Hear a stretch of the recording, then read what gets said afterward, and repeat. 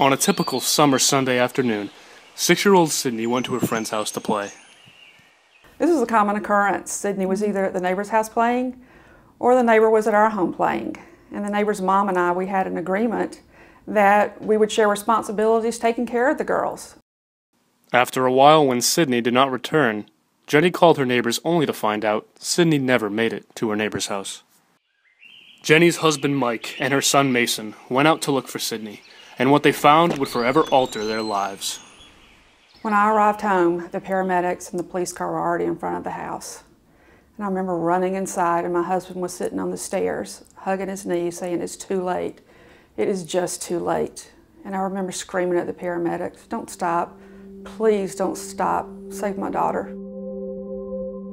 The heat in the vehicle disoriented Sydney, who innocently went to her father's car to look for her craft project.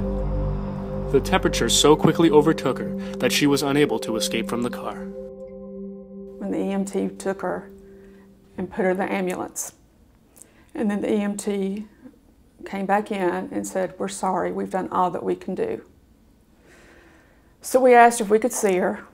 We got in the back of the ambulance, my husband and we both held her hand and held each other's hand. Sydney's memory as a beautiful, vibrant, bubbly little girl will live on forever. Her mother is working to ensure that no other family will have to live with the unending grief. The pain never goes away. Each day it gets a little bit better, but there's still really good and just really, really bad days.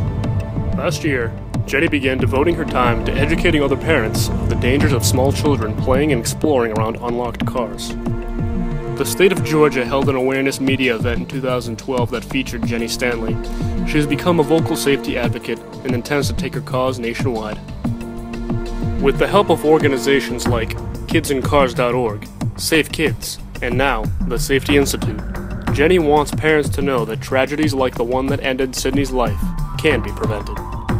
Kidsincars.org's Look Before You Lock safety education tips include: get in the habit of always opening the back door of your vehicle every time you reach your destination to check and make sure no child or pet has been left behind. Make arrangements with your daycare provider or babysitter to call you within 10 minutes if your child does not arrive as expected. Never leave children alone, in or around cars, not even for a minute. Instead, use drive-through services when available. Keep vehicles locked at all times, and keep car keys and remote openers out of reach of children. When a child is missing, check vehicles and car trunks immediately.